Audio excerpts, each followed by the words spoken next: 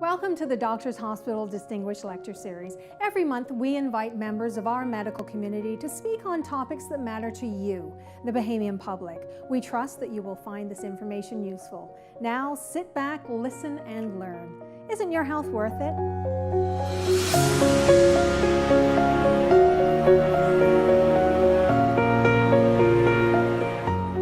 Urinary problems, so it's a major problem in this country and every country around the world.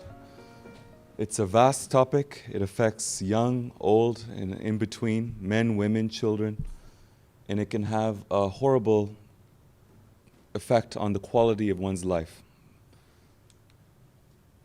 So I'm going to outline a few major causes of urinary problems and urinary incontinence, which is bladder leaking in men and women, starting first with the major topic of benign prostate hyperplasia and its management. So BPH is well known to many of us.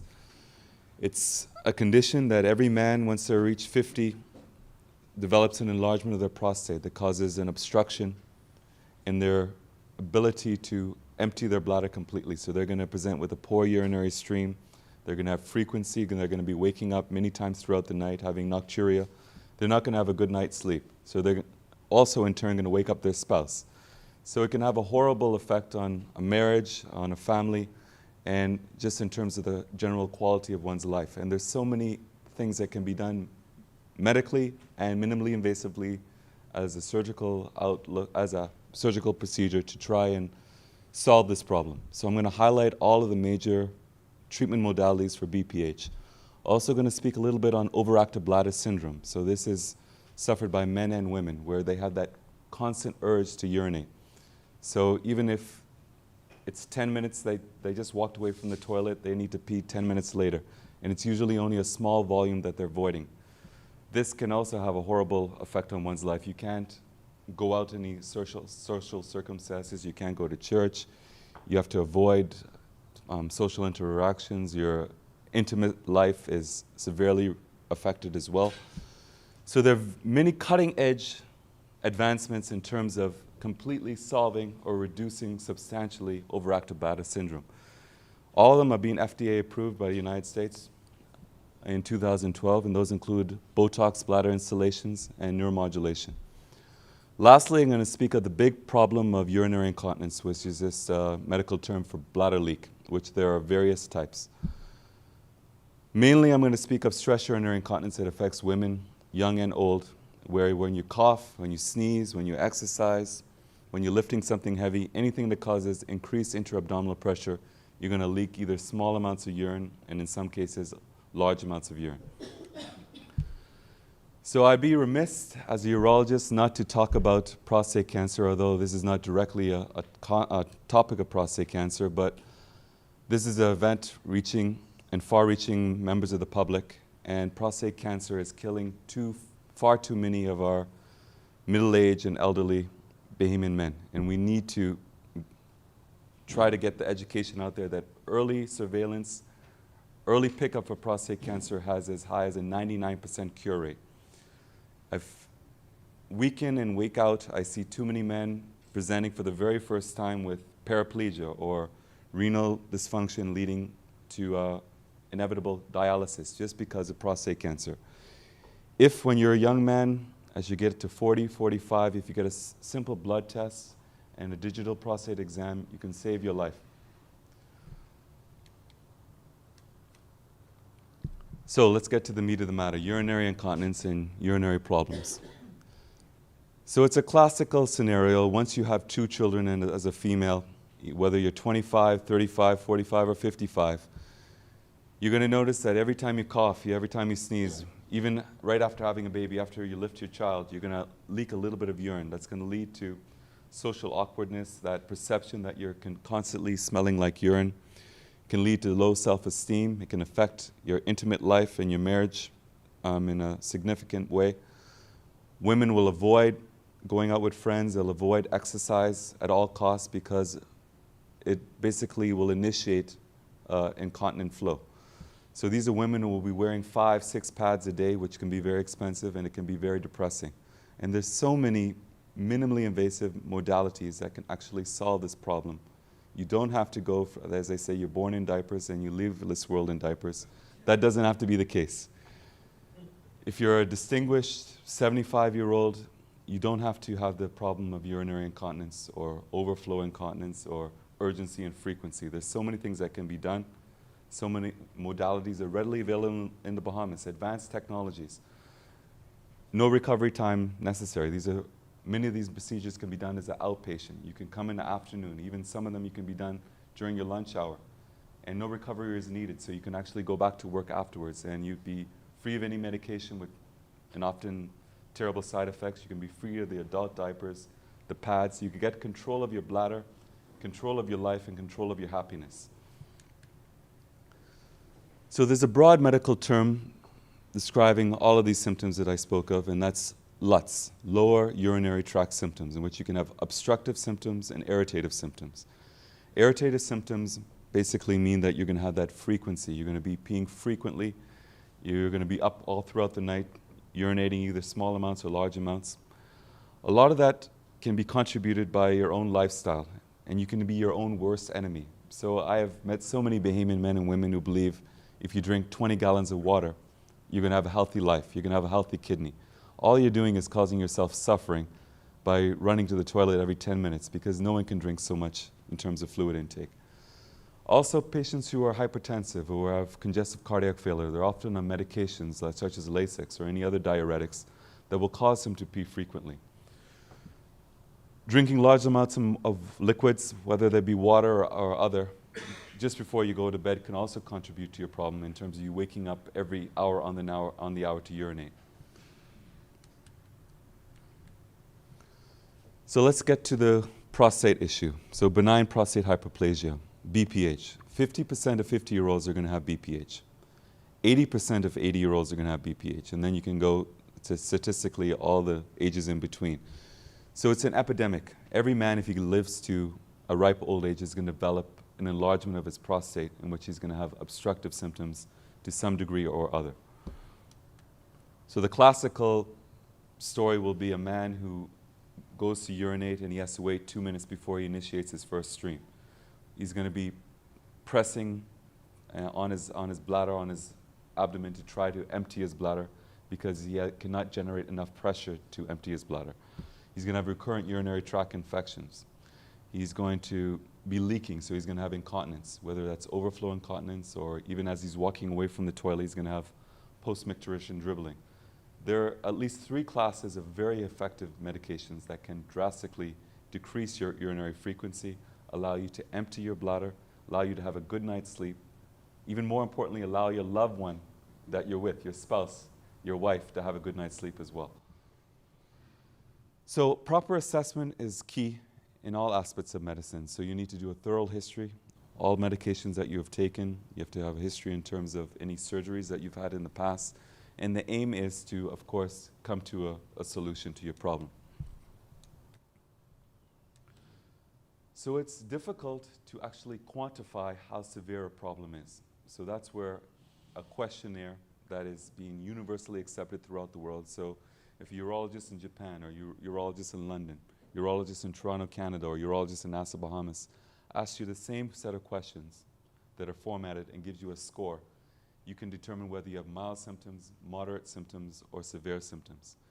And that questionnaire also includes a quality of life question. So some men may be happy with waking up 5 times in a night to urinate, and some might be miserable. So it's important to determine, do we need to treat you? What is the effect on your quality of life? And how severe are your symptoms? So as I mentioned, it's an 8-item questionnaire. You're asking at basically 7 symptoms, including 1 quality of life question, and you get a score out of 35. So 19 to 35, it's a severe case of obstructive or irritated lower urinary tract symptoms. 7 or less is mild, in between is moderate. There are other questionnaires as well. It's also important in terms of trying to get a quantitative analysis of how severe your problem is. Your urologist may ask you to actually create a bladder diary. So your intake every hour in the hour is recorded. Your outtake is also recorded. So we can try to ascertain how severe your problem is.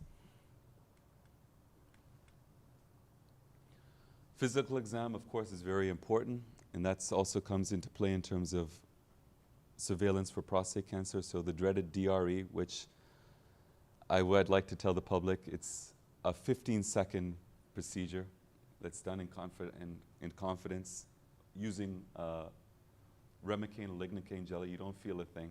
Every patient I do this examination on is profoundly surprised at how gentle it is and how quick it is, and they're relieved that they actually have gotten the confidence and the inner strength to go through with the dreaded DRE, which can save your life.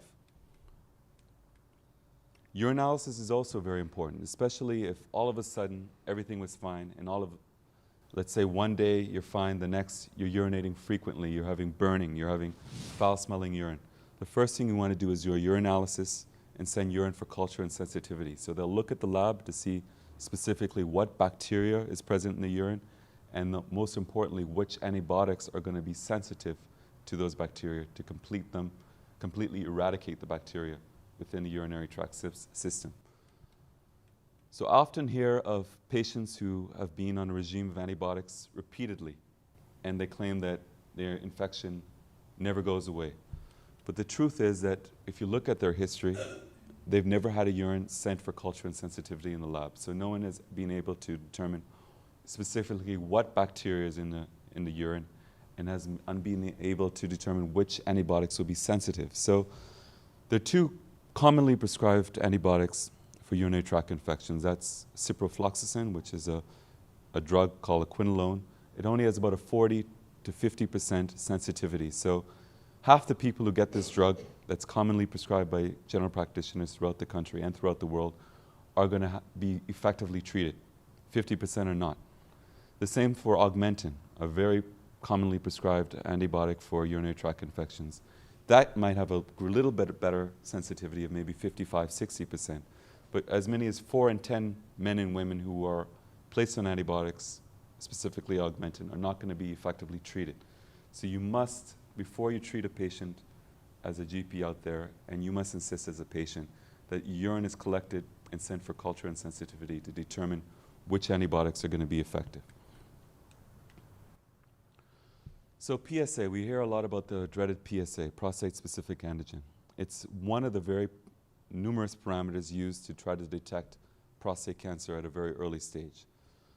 What most of the public do not realize is that PSA is not very sensitive or specific just for prostate cancer. So it's used as a parameter in conjunction with various other parameters, including imaging studies, including clinical exam, to try to ascertain whether someone is low risk or high risk for prostate cancer, and whether we need to go to the next step of biopsying them. But if someone has a very large normal prostate, no evidence of cancer at all, they can have a very high PSA. If someone has had an infection, prostatitis of their prostate, their PSA can increase dramatically. Once you treat the infection, it'll go back to normal. The same can be said for patients who have incomplete bladder emptying, which is part of the topic today, where they have a large volume of urine that they're walking around with day in and day out. So the prostate is a walnut-sized organ that lies directly underneath the bladder. So if you have a distended bladder every day, all the time, you're going to have that pressure on your prostate that's going to cause your PSA to shoot up. And that's going to give you a false reading in terms of, is that an accurate reading in terms of possibility that a high PSA is caused by prostate cancer.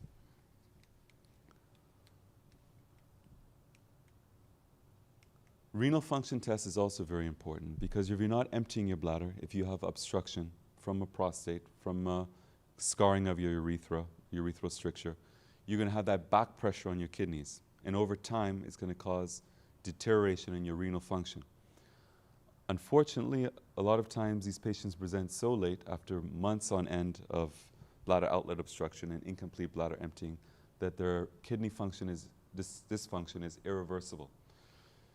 So although these symptoms are a nuisance and they can affect your quality of your life, it can also have a dramatic negative effect on your general well-being and health outlook, in terms of potentially putting you on dialysis for life and needing a kidney transplant. So once you have irreversible damage, as the word implies, you cannot get that function back. The only thing you can do is try to employ modalities to remove that obstruction so that your kidney function doesn't get any worse. So don't stay home when you're urinating 10 times a night, because it can actually destroy your kidney function.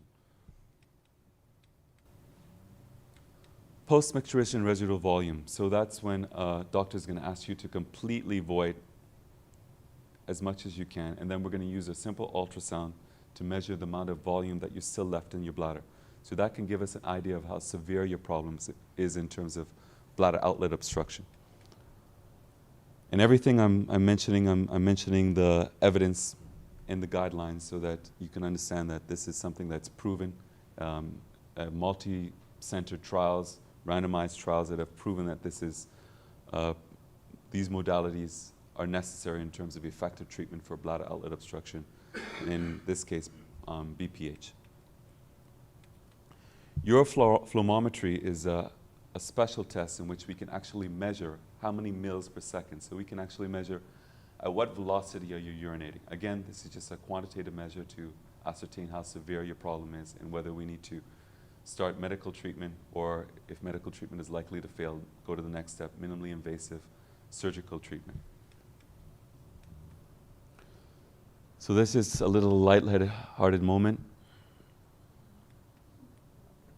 Imaging of the upper tract. So anytime you have obstruction, we want to know, has this been going on for such a long period of time that it's caused irreversible damage to your kidneys? So the only way we're going to determine that is to get either a CT scan or to get an ultrasound. The advantage of an ultrasound is that you don't expose the patient to radiation. So these terminologies that I keep throwing around, there are three in particular. I talk about BPH, but strictly speaking, BPH, you need to have a sample of your prostate sent to a pathologist who then can give you a determination that it is in fact benign prostate hyperplasia. BPE, which is enlargement of the prostate due to progressive BPH, is another term that we often use, and BPO is actually obstruction caused by the enlarged prostate, and only this really needs treatment.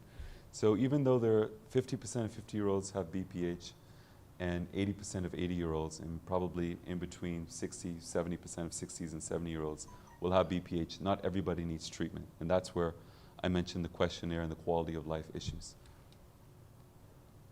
So many of these patients are not troubled by their frequent urination or their weak stream.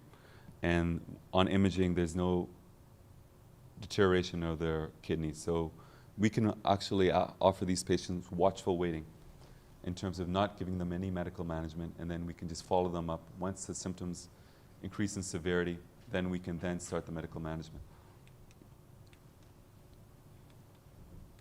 So for watchful waiting, you need to educate the patient, you need to reassure them, you need to make sure that they're going to have a good compliance in terms of follow-up, in terms of if there's a worsening in severity of their symptoms, that they're going to get prompt treatment. And also you want to employ lifestyle advice in terms of you don't need more than 6 to 8 glasses of water or equivalent per day. Of course, that varies from individual to individual. It depends on how much fluids you lose. It depends on what medications that you might be on that causes you to void urine frequently. But just for an average male or female, 6 to 8 glasses of water is sufficient. So what are the indications for therapy? And when I speak of therapy, we start with first line is going to be medical therapy. So if someone has had any episode where they were unable to void urine, where they had an actual episode of acute urinary retention, so they came into the accident emergency room in extreme pain with a palpable bladder, they haven't voided urine in 12 hours. These are patients, especially if this has happened more than once, these are patients that you're going to fast track in terms of not just medical treatment, but minimally invasive surgical treatment, because you don't want to have further insults to your kidney. So what are the different medications? Flomax is commonly prescribed in this country and throughout the world. It's an alpha blocker that relaxes the bladder neck, it relaxes the muscles of the prostate itself and allows for a better flow of urine, allows you to empty your bladder more completely. Probably 50% of elderly men are on Flomax. The next drug is 5-alpha reductase inhibitor. The most common one is a trade name Avodart. Again, probably at least 25% of men 60 or older in this country and throughout the world are on Avodart and Flomax, or one of the two. The danger of Avodart and 5-alpha reductase inhibitor, and which a lot of the public are not aware, and a lot of general practitioners are not aware, is that it actually halves your PSA. So the important screening tool that we use to try to determine whether someone has early prostate cancer, prostate-specific antigen tests, it actually halves it. It doesn't decrease your risk for prostate cancer. It just takes down that value by by at least half. So if you're taking your Avodart for 6 months, you have to be aware that any PSA value that you get after that fact, if it's a PSA value of 2, it's actually a 4. If it's a PSA value of 4, it's actually an 8. So if you're unaware of this, it can have terrible detrimental effects to your life because you're not picking up early prostate cancer, because you're giving a misconception in terms of your understanding that your PSA value is actually less than it actually is. So alpha-adrenergic receptor antagonists are also a medication that it is often employed, and that's usually for more overactive symptoms. So these are people who are urinating every night on the night 10 times, 12 times. As soon as they get back to sleep, they have to wake up again, and they're waking up their wife again, or their wife is waking up them. So this is a medication that can be given to men, women, and children in terms of overactive bladder symptoms, in terms of that urge to always urinate. And often when it's severe enough, you can have what you call urge urinary incontinence. You never make it to the toilet in time. You're always having that embarrassing leak before you make it. If you're stuck in traffic, you have to pull over to the side of the road because you cannot hold that urine long enough to make it to the toilet. And these medications are extremely effective. Long-term studies have shown that it drastically reduces your symptoms and gives you a better quality of life. 5-alpha reductase inhibitor in conjunction with medications like Flomax, and when they work in conjunction, actually are extremely effective in reducing your symptoms.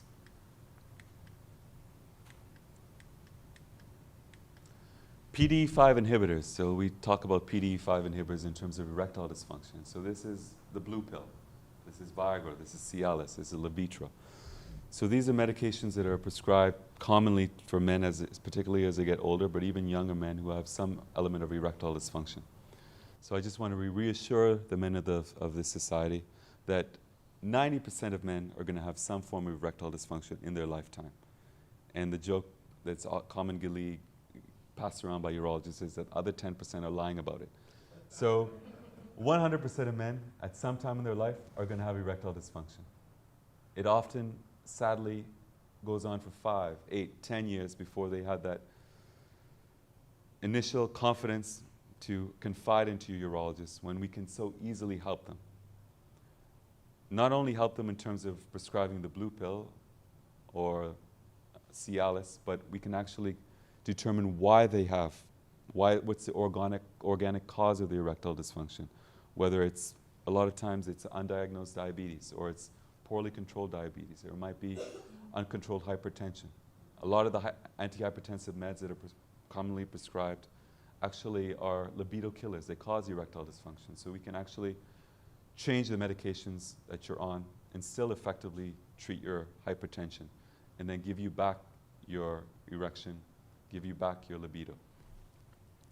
As a man gets older, I'm touring a little bit from the topic at hand, but it's an important thing that I mentioned, because erectile dysfunction is an epidemic in this country, mainly because of uncontrolled diabetes. But once a man reaches 50, they're going to go through what commonly is called the male version of menopause. They're going to have a male metabolic syndrome, where they're going to develop hypogonadism. So their testosterone is going to slowly fall over time. The number one complaint they're going to have is erectile dysfunction. But low testosterone has so many terrible life events in affecting your health. And that can be, you're going to put on weight. Despite your activity, despite your diet, you're going to put on weight. So you're going to put on a beer belly even though you're not drinking beer. You're going to have fatigue. You're going to have lack of energy. You're going to have, your spouse might be saying that you're moody or you're depressed.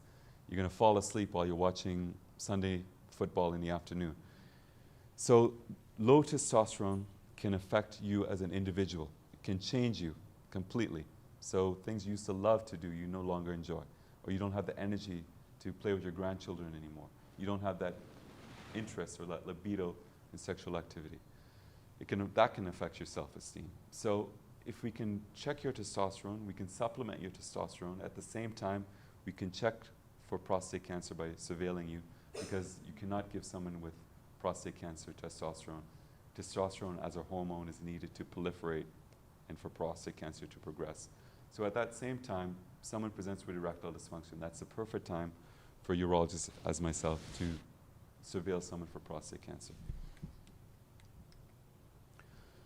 So a lot of studies recently have showed that Cialis, Viagra, actually decrease the symptoms of lower urinary tract symptoms. So it improves your urinary stream. It will allow you to completely empty your bladder. It will decrease your frequency at night and day frequency. So it has added advantages. So you can tell people that you're on Cialis, you're on Viagra, but it's because of your urinary problems. Your improved erection is just a benefit that you can keep to yourself. So this is just a study that outlined what I said, that it's proven in long-term studies that Cialis in particular, in conjunction with 5-alpha reductase inhibitors, can actually improve your stream, improve your ability to empty your bladder. So combination therapy with these two medications works better than either of them alone. But as I mentioned, if you're on Avodart, you have to know that within 6 months you have to double your PSA, whatever the value is. Herbal medication, I mentioned erectile dysfunction. I'm sure half the men in the Bahamas are on a Chinese herb for improved erectile function.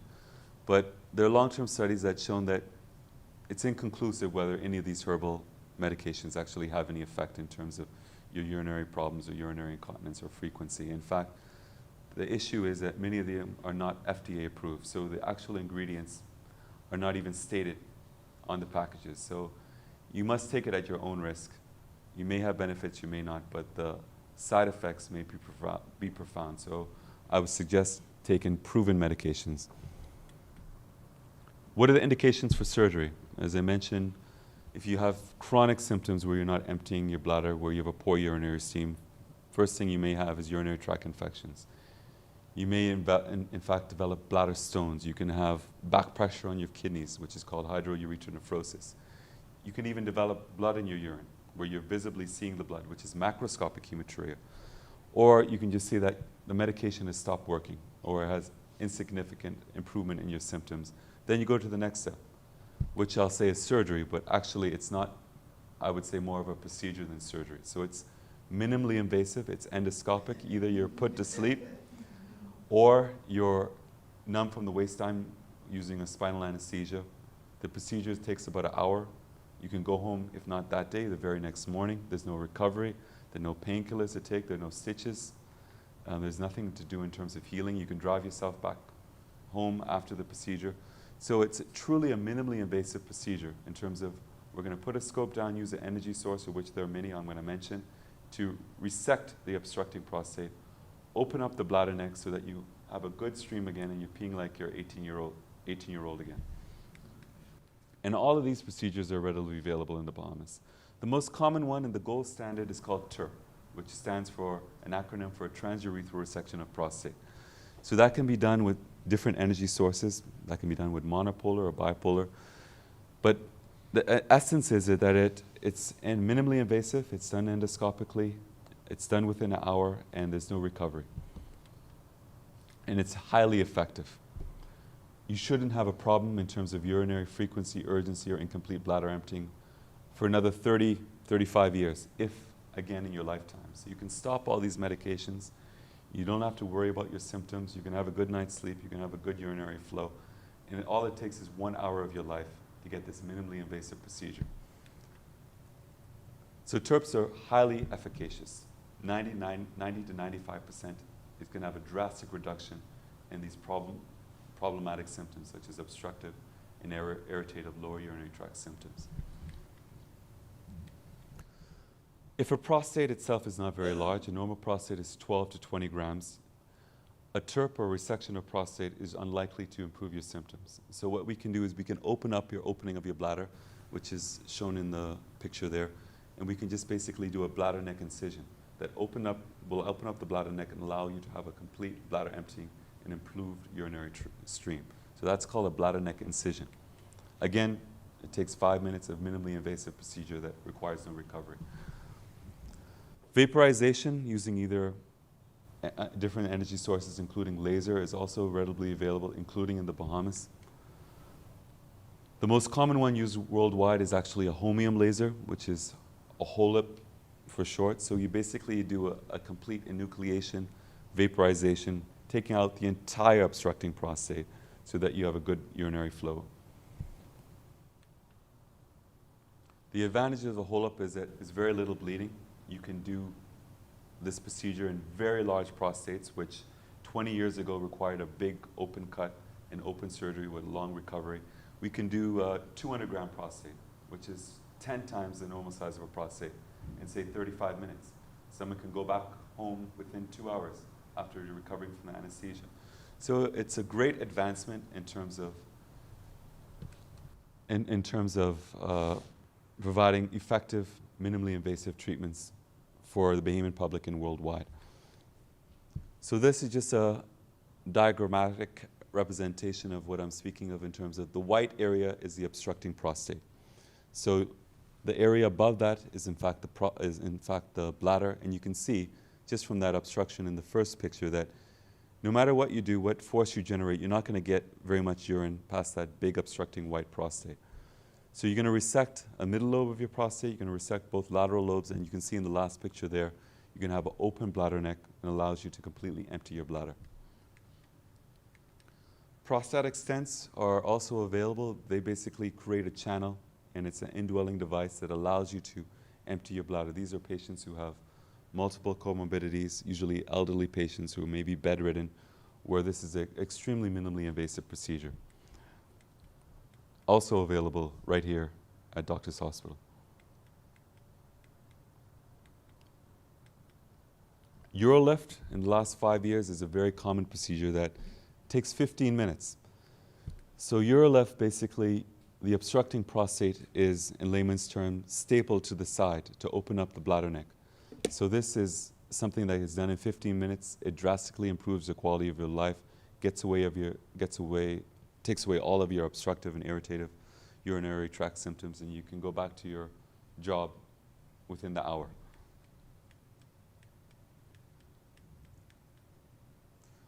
This is a little bit more advanced, and this is still in its infancy staging in terms of prostatic artery embolization. So this is done by interventional radiologists. We basically disrupt the blood supply to the prostate, cause ischemia, necrosis, and it reduces the size of the prostate. So this is just a busy diagram looking at the flow chart of exactly what I said, all the different treatment modalities, and once one modality fails, what is the next step that you go on to? So I've spoken enough about BPH in men. Let's talk about overactive bladder, which affects women more than men.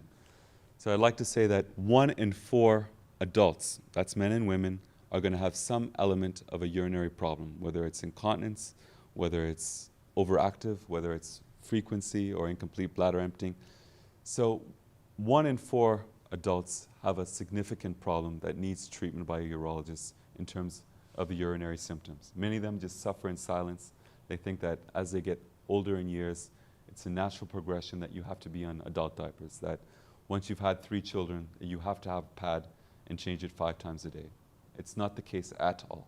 You can be pad-free, you can have that confidence of being in social circumstances without possibly smelling like urine. You can sit in church for 2 hours and not worry about where the next bathroom break is. You don't need to suffer. That's the message I'd like to get out to the public. You don't need to suffer. And there's not major surgery that's, in most cases, required. It's minimally invasive or even medical treatment. So please don't suffer, not only in terms of affecting your life, it can also affect your kidneys. So overactive bladder is just a collection of symptoms where you have urinary urgency, urinary incontinence, where you're leaking, or frequency, or nocturia, which means frequently urinating at night. So it's very common in the elderly. In treatment, there are various medications that can be used to treat it. Unfortunately, many of these medications are not very effective and they have terrible side effects. Many of these patients have severe dry mouth, they have blurred vision, they have lightheadedness. Some of them would rather the urinary problem, the symptoms, than actually take the medication. So that's where the more advanced modalities come into play, such as Botox. So you hear about Botox in terms of cosmesis for the rich women. Botox installed painlessly into the bladder, another very short procedure that can be done as an outpatient, can give you up to 1 year of bladder control, taking away that severe urgency, allows you to stop wearing the adult diapers, stop wearing the pads, to have a good night's sleep, to be in social circumstances and drink liquids and not have to worry. That also is being recently introduced to the Bahamas. So any advancement that is available worldwide, whether it's Europe, United States, or United Kingdom, it's readily available right here at Doctor's Hospital.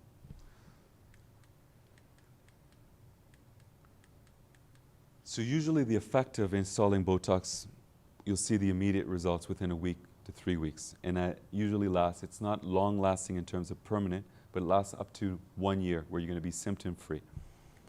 And then you just have to repeat the cycle again, which will take 15 minutes non-invasively every year.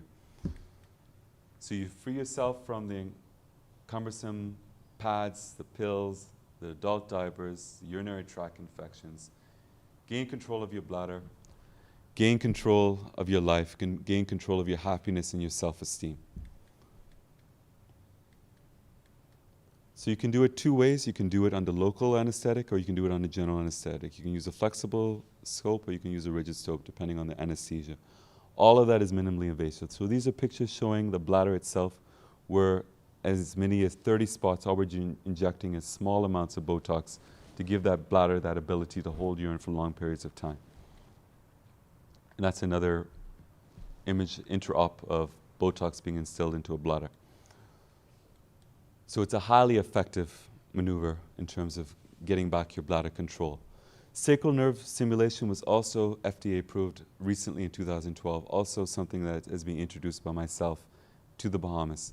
So the nerves that supply the bladder and the bowel usually go hand in hand. So we'll usually find patients who have difficulty emptying the bladder also have a history of either fecal incontinence, having little mistakes with their feces, or severe constipation.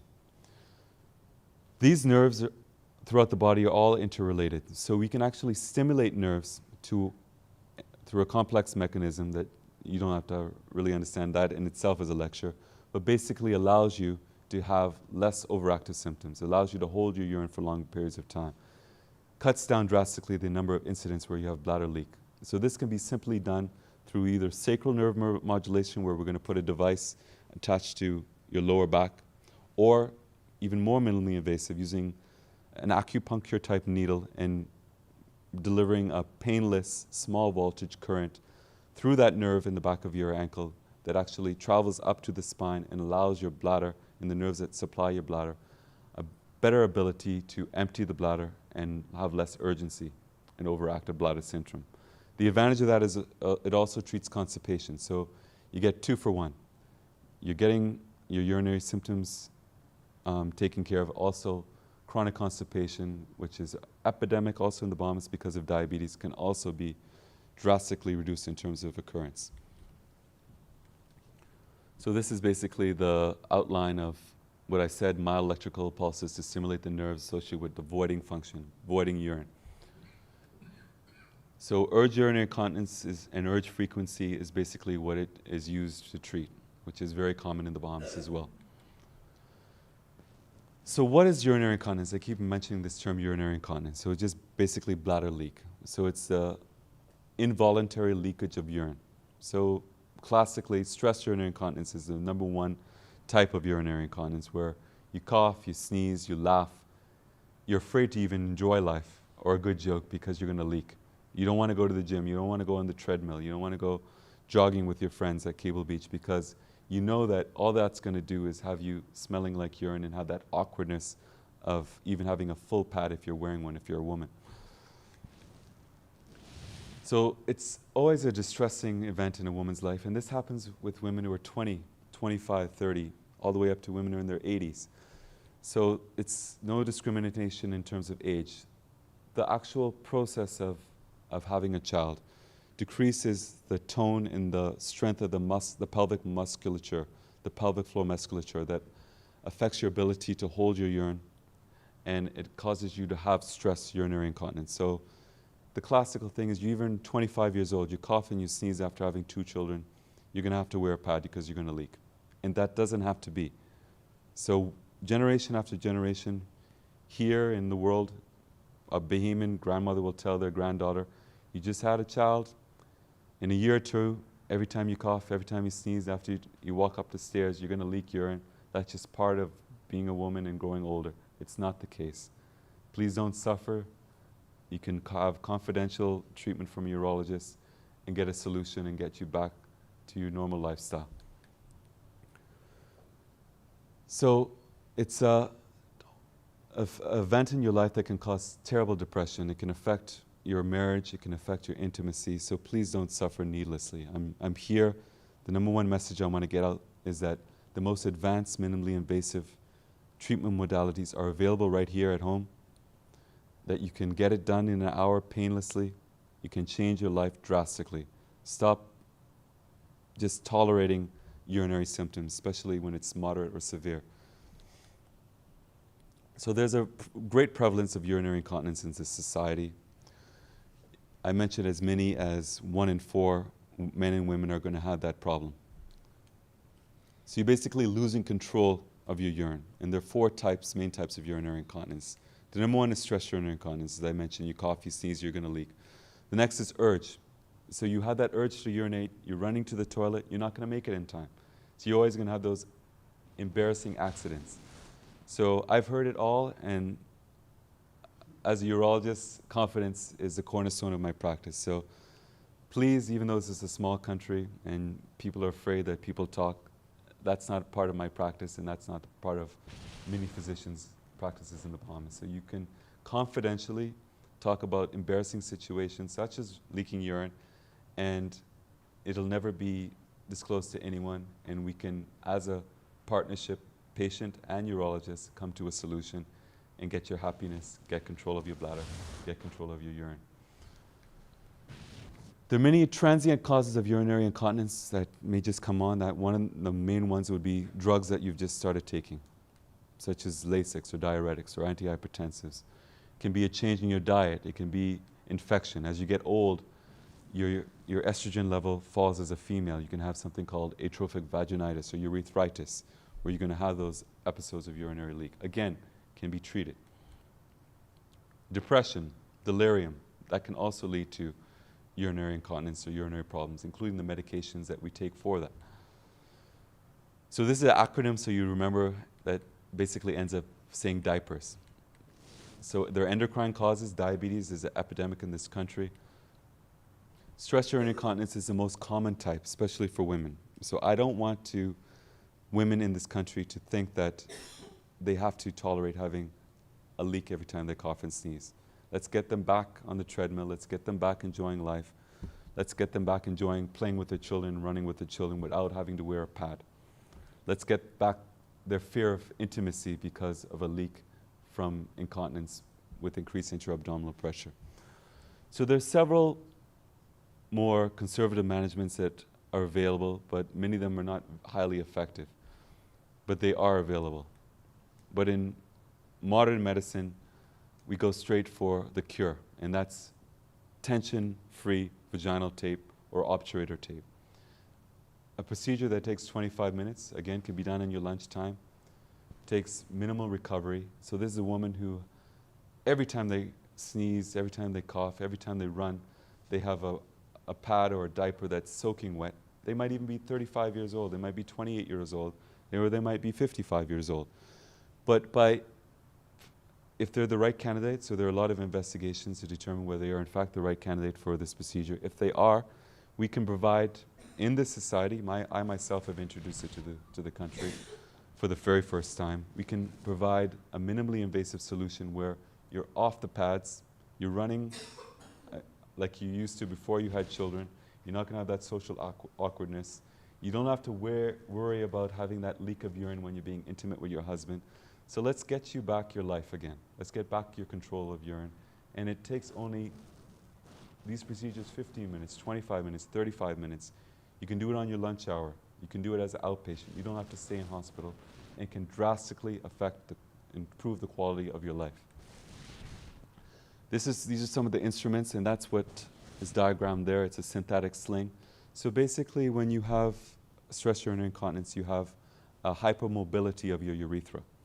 So anatomically, you have basically a support mechanism that's a hammock that provides support through the pelvic musculature, the muscles in your pelvis that allow you to have a stable urethra. When you have a child, usually you'll have a laxity of those muscles, and then you're going to have a urethra that we call hypermobile. So that sling actually gives you back that strength in terms of support for your urethra, stops the leaks, you're able to laugh, enjoy a joke, you're able to cough without a problem, and gets you back your life. And this is just a diagrammatic representation of a sling that's put around the urethra, and it can stay in without a problem for the whole life. And you shouldn't have any recurrence throughout your lifetime after this quick procedure in terms of stress urinary incontinence, leaking when you cough, sneeze, or exercise. I've said a lot, but any questions? And thank you very much. We hope you've learned a lot from this edition of the Doctors Hospital Distinguished Lecture Series. Please join us in the Loudon Conference Center on Dowsville Street every third Thursday for the monthly health talks, where you can feel free to ask your questions. Isn't your health worth it?